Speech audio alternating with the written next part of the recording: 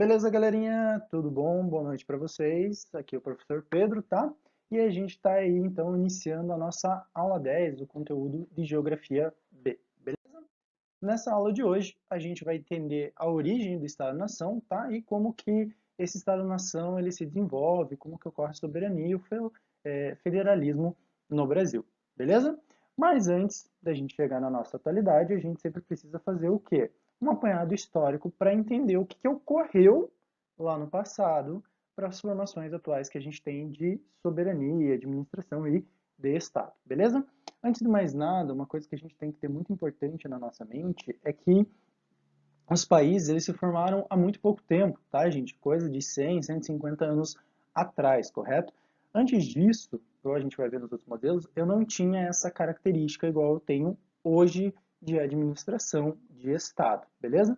Primeiro a gente vai voltar então lá no período do Império Romano, onde existiam territórios dominados por um mesmo império e existia uma força centralizada numa cidade, então um imperador que fazia administração de todo esse meu território, perfeito?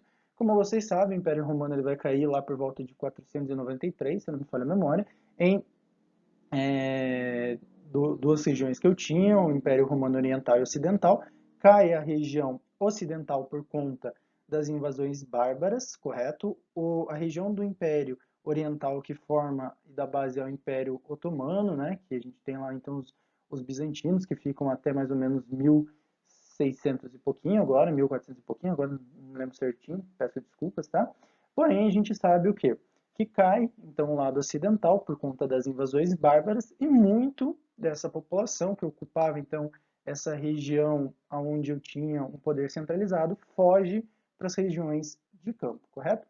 E aí eu começo uma nova era que vai lá mais ou menos do século VI, né, mais ou menos 500 até mais ou menos 1500, 1600 que a gente tem outro contraste acontecendo e eu passo pelo período então do feudalismo e a chamada Idade Média, perfeito? Aí o que eu observo? Uma falta de centralidade no meu poder e os poderes regionais eles começam a ter mais destaque. Então eu começo a ter os pequenos feudos se auto-administrando, tendo uma relação então de poder. O que acontece com o passar do tempo em relação a esses feudos? Eles começam a se tornar cada vez maiores, dominar um maior território, e eu começo a ter regiões que têm características muito semelhantes em relação à sua cultura, à sua linguagem, né? E a gente vai observar que a gente começa a ter um contraste. Começa a surgir a ideia, então, de Estado-nação. Ok? Então, regiões que seguem meus costumes, tradições, culturas, linguagens e características iguais.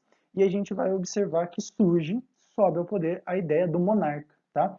Essa entidade é bem legal da gente observar, porque a gente começa a perder a ideia dos poderes regionais e a gente começa a ter novamente a centralidade do poder e das tomadas de decisões, então, soberanas, então, dos poderes monárquicos. Por que é interessante a gente observar muito isso? Porque por um bom tempo a gente vai ter, então, aquela relação científica, cultural dessas épocas, logicamente falando, que vai centralizar o poder, então, nessa minha entidade monárquica. O que acontece, principalmente lá no século XVIII, e que a gente tem que ter em mente que é muito importante? A gente vai ter mudanças no cenário mundial em relação a grandes revoluções, a gente vai ter o nascimento da ideia do Estado moderno, e dois acontecimentos eles vão ser muito importantes, que é a questão então da independência americana em 1776 e a gente também vai ter a formação da República Francesa, correto? Por que é interessante a gente observar isso? Porque aquele contraste monárquico que eu vou ver, ele vai começar a cair e vai começar a surgir novas estruturas de poder, principalmente elas baseadas nessa ideia de Estado, tá? Mas para a gente entender muito bem como essa evolução foi ocorrendo ao longo da história e como que chegou à nossa atualidade, como ela é hoje, a gente precisa entender alguns conceitos bem básicos, tá, gente? E por que o professor vai explicar passo a passo sobre esses conceitos? Porque muitos deles, eles se confundem, eles se relacionam e parecem ser a mesma coisa, mas a gente tem que ter um cuidado muito grande quando a gente fala deles, tá? Primeiro termo é a ideia de população, tá? População, ele vai ter diferentes significados para diferentes ciências. Então, para biologia, para geografia, para estatística, para sociologia, para filosofia, ele muda de de certa maneira. Porém, o que a gente tem que lembrar? Que ela está relacionada a indivíduos de uma mesma espécie, tá? Que vão ocupar um certo espaço, um certo terreno, território, correto? Por que eu tenho que lembrar disso? Porque a ideia de população ele vai se tornar cada vez mais vinculada à ideia de território e de Estado-nação, beleza? Aí a gente entra, então, no contraste da população enquanto Estado-nação. Que relação que ela tem? Ela se entende, então, até está na apostila de vocês, eu vou ler aqui para vocês acompanharem, que fala o seguinte: entende-se pela reunião de indivíduos num determinado local submetidos a um poder central, que seria um modo de administração desse meu Estado. Então, quando a gente fala de população nesse conceito de território, de administração do Estado, a gente está falando, então, de indivíduos que ocupam o mesmo território, que segue uma mesma normativa, uma mesma soberania, beleza? Depois a gente tem o termo de território, tá? Então, o território, ele sempre vai ser ligado à ideia de poder, tá? Sempre frisem isso na mente de vocês, sempre tenham isso muito bem guardado, que o território é o quê? É uma área de atuação de algum poder, indiferente de que poder seja esse, beleza, gente? Então, exemplo, por que o meu quarto, ele é meu território? Porque dentro dele eu modifico, eu transformo, eu faço o que eu bem entender com ele. Lógico que não ao bel prazer, mas o que acontece? Eu exerço um poder muito maior, uma influência muito forte sobre esse território delimitado, tá? Então, em relação à superfície, um pedaço da superfície da Terra. Beleza? E aí, galera, a gente entra em alguns conceitos que vão confundir um pouco a mente de vocês, mas, para a sorte de vocês, o professor vai explicar cada um deles e até um termozinho que não aparece na apostila, mas que é muito importante para vocês entenderem, beleza?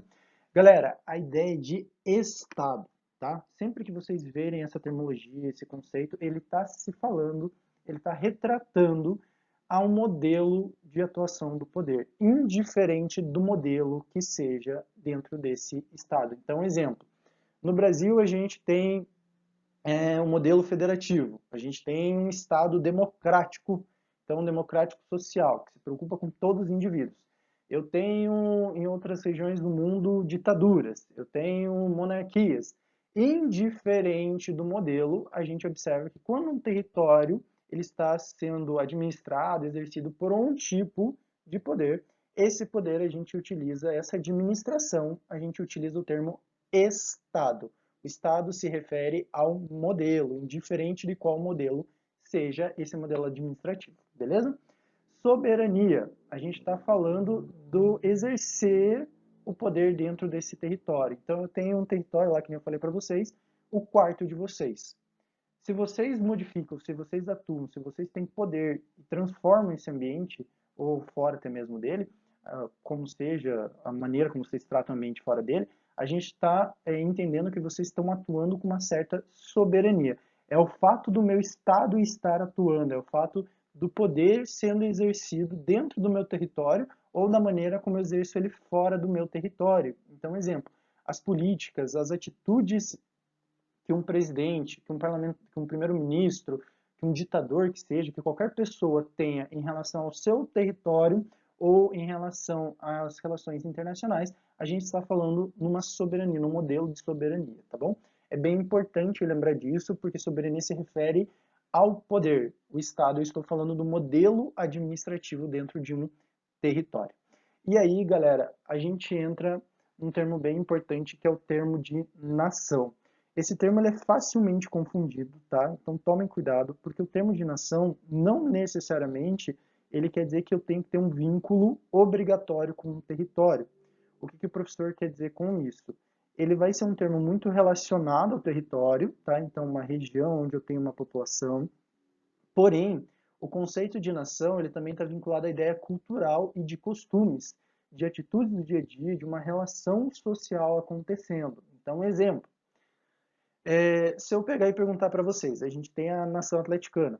Então, nação que ganhou a taça sul-americana, né, a Copa do Brasil, uma nação fantástica. Porém, eu pergunto, existe um território de dominação? A gente tem lá, então, um estádio. Porém, o estádio ele está dentro de um território, dentro de um estado de atuação.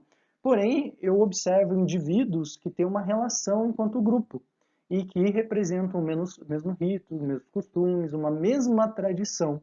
e aí eu posso entender que esse grupo, essa minha população, ela é representada por esses costumes que fazem com que ela se torne indivíduos de uma mesma nação. Por que o professor fala disso? Porque que nem a gente vai ver ali na frente, da mesma maneira que eu tenho um Estado atuando e pessoas dentro desse território, esse Estado compõe uma característica de nação. E aí os indivíduos dentro desse meu território, eles podem ser considerados uma nação mesmo, uma única nação, mesmo que esses indivíduos tenham costumes e tradições muito diferentes. Beleza? Vocês já vão entender isso ao pé da letra. Por que o professor fala isso? Porque esse termo ele pode ser muito facilmente confundido. A ideia de nação, ele também pode ser referente a costumes, a questão da alimentação. Então, pessoas que têm tradições muito parecidas entre esses indivíduos. Então, exemplo, eu posso falar de uma nação religiosa. Então, indivíduos que seguem uma mesma tradição religiosa, tá? Para vocês entenderem isso mais a fundo. Eu trouxe esse esquema e eu acho ele fantástico para a gente entender o conceito que é nação e a diferença entre Estado-nação, beleza? Que pode aparecer na prova de vocês e para vocês não se confundirem na hora de fazer uma interpretação na prova, isso daqui é extremamente importante, tá? Primeiro, eu vou ter povo, tá? Então, pessoas que vão representar, que vão expressar o mesmo costume, tá? Mesmas tradições no seu dia a dia. E aqui eu tenho que tomar muito cuidado, porque ele vai se relacionar muito mais com o conceito cultural e social do que necessariamente territorial, beleza? E é por isso que ele aparece separado ali. Aí eu vou ter a ideia de cultura, que está intrínseco nas expressões de um povo, de um dia a dia, então que se relaciona com esse meu povo. Então, meu povo representa, se une pela ideia cultural, social, tradicional, do dia a dia, né? E aí, quando eu relaciono, e aqui em geografia essa parte é bem importante, né? A ideia de Estado, a ideia de uma gestão, de um território de dominação, quando eu coloco tudo isso junto, eu tenho um conceito de identidade nacional, identidade de regional, de região, tá bom? Por que a gente tem que tomar cuidado com essa diferença? Percebam que aqui ainda estou falando só de nação. Na medida que eu pego esse território e observo que dentro dele eu tenho um modelo de administração, um modelo soberano, então eu tenho um modelo de governar, de dominar, de ocupar esse espaço, eu observo que todos esses indivíduos dentro desse meu território, eles podem formar uma nação. E aí, quando eu pego um conceito de nação, eu pego o conceito de território e o conceito de Estado, e junto tudo isso, eu tenho o Estado-nação, que é o que vocês estão vendo ali no final da imagem, que faz o quê? Ele atrela uma relação de aspecto físico, então toda a faixa territorial dentro do Brasil, vamos pegar como exemplo, e aí eu pego a gestão do Estado, então os aspectos políticos, e formo o quê? Aquilo que eu entendo como Estado-nação.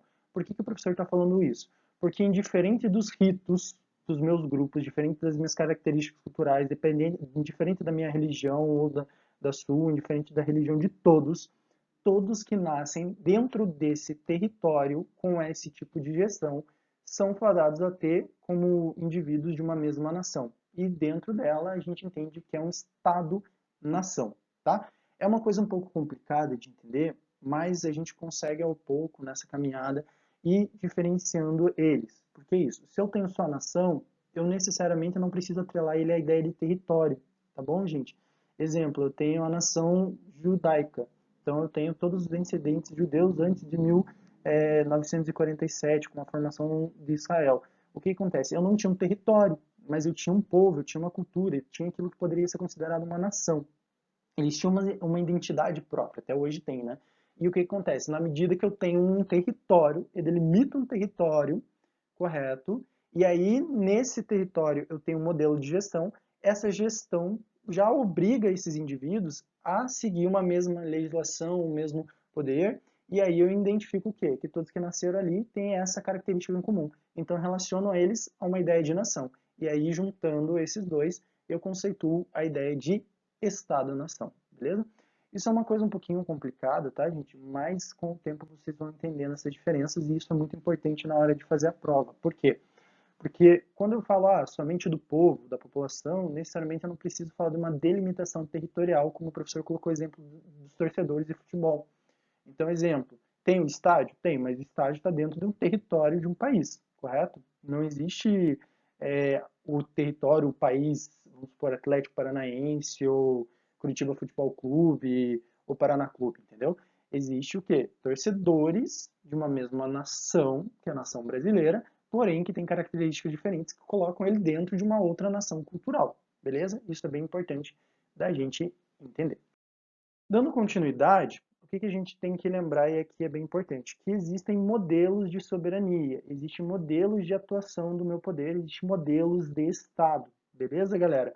Exemplos que a gente vai ter, parlamentarista, ditatorial, a gente vai ter N modelos, tá bom? Ah, professor, mas ditatorial não é um Estado. É uma maneira de eu fazer uma gestão de um território. Seja ela mais agressiva, seja ela menos agressiva, é uma maneira de administração. Porém, quando eu observo aí o modelo do meu Estado, tá, que é a forma de administrar, eu vejo que tem modelos diferentes, perfeito? Um modelo muito clássico que possa vir cair na prova de vocês é o modelo parlamentarista, é onde eu vou ter um modelo de primeiro-ministro, tá, gente? Ele é bem recorrente, principalmente em regiões como a Europa, tá? Então, um exemplo bem clássico é o parlamento inglês. Ele tem aí centenas de anos, porém, ele vai em paralelo ainda ter uma representação real, que é o que a gente vê, então, que ainda existe a coroa real. É uma coisa meio bizarra, mas que ocorre de alguma maneira, beleza? E aí, no livro de vocês, lá na apostila, tem alguns modelos que o professor tem que passar aqui para vocês e que é bem interessante a gente ver e que, quando a gente observa esses modelos de Estado, a gente entende muito da relação da formação dos territórios. O que o professor quer dizer com isso? Como que existe uma grande variação em territórios que se fragmentaram e aqueles que não se fragmentaram de alguma maneira, por intervenção desse tipo de formação de Estado. Primeiro que vocês têm lá o Estado Federativo, está representado pelo Brasil aqui nos slides, tá? E por que o professor pegou o Brasil como representação? Porque a gente vai observar o quê? Que eu tenho um Estado maior, que é a minha União, uma administração macro, tá? E eu vou ter, por conta, principalmente em territórios muito grandes, administrações menores.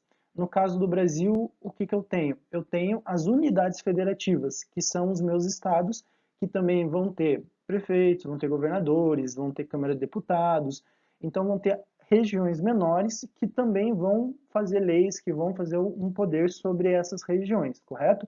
E depois dos meus estados, eu ainda tenho os municípios. Porém, eu tenho um estado maior que formou isso, que formou uma constituinte que tende a ter um poder, que exerce um poder maior sobre essas unidades que, mesmo independentes, ainda prestam, então, uma certa hierarquia para o meu estado maior, que é, então, a ideia do estado federativo, beleza? Então, eu tenho diferentes estados, eles são, de certa maneira, independentes, eles podem criar leis, eles podem ter sua legislação, porém eu tenho um pequeno problema. Essa legislação, esse poder, ele nunca pode entrar em conflito com um poder maior, que nesse caso dos estados seria a União, beleza?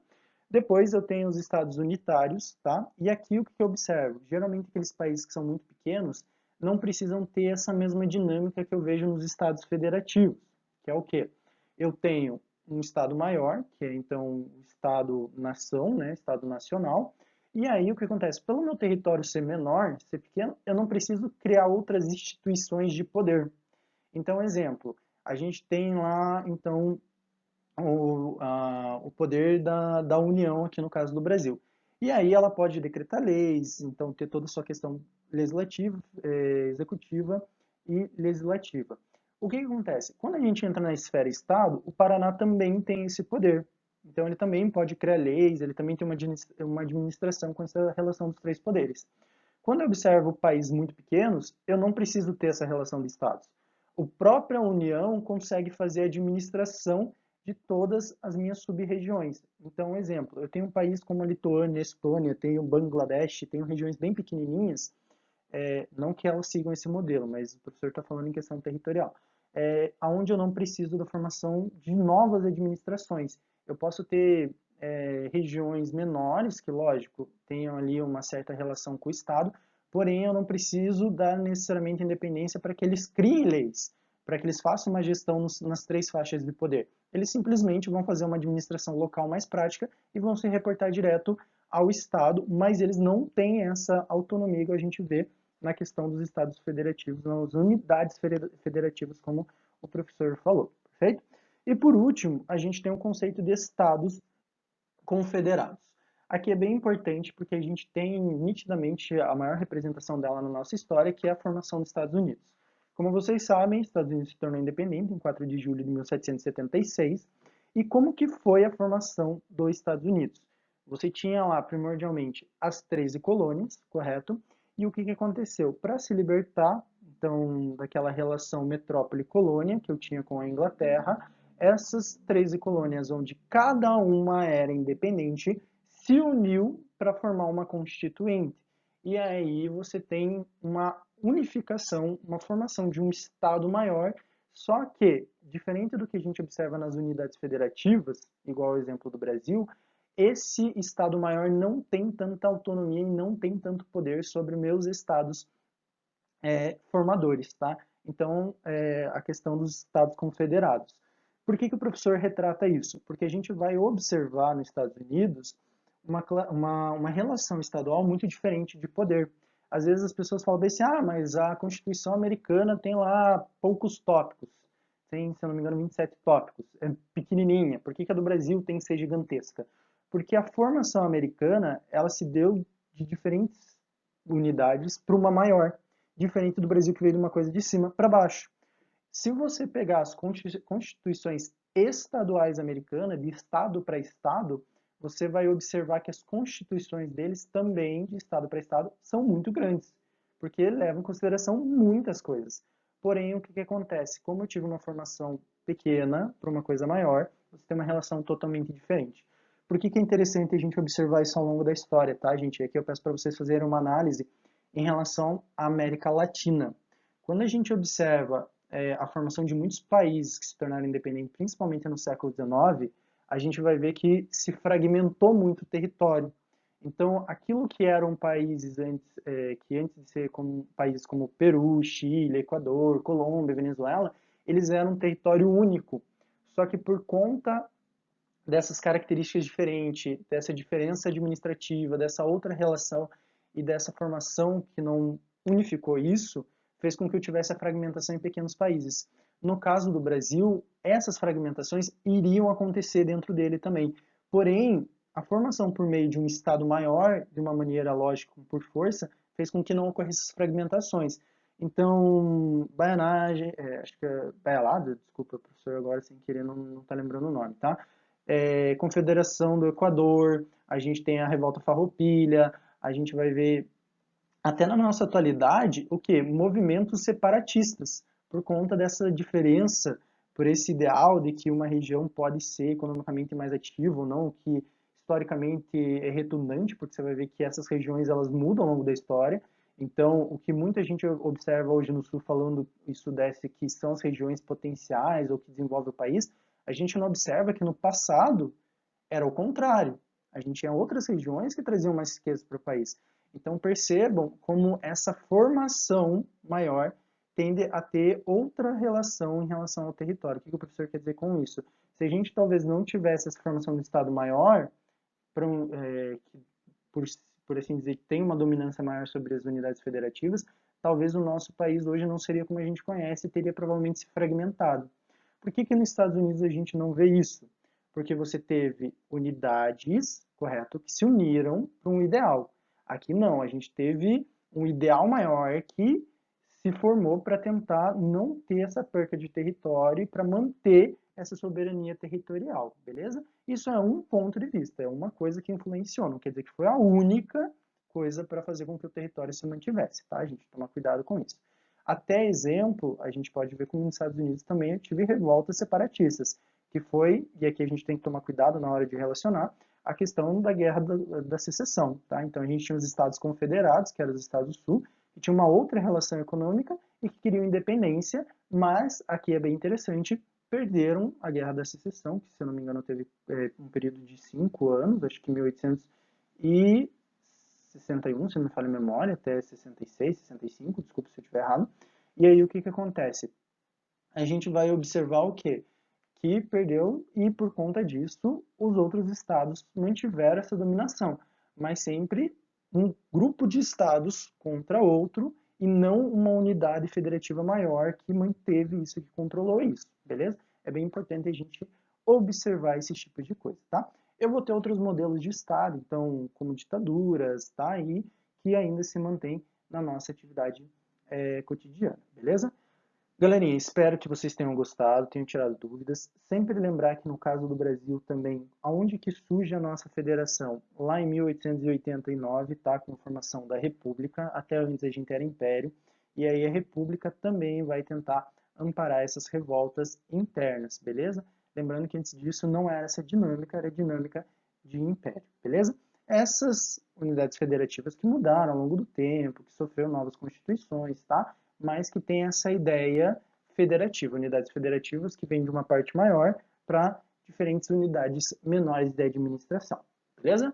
Galerinha, espero que tenham gostado. Qualquer dúvida, é só falar comigo, tá? A gente vai estar respondendo qualquer coisa que vocês tenham dúvida. E aí, na próxima aula, a gente vai estar aí respondendo os exercícios dessa aula 10, beleza?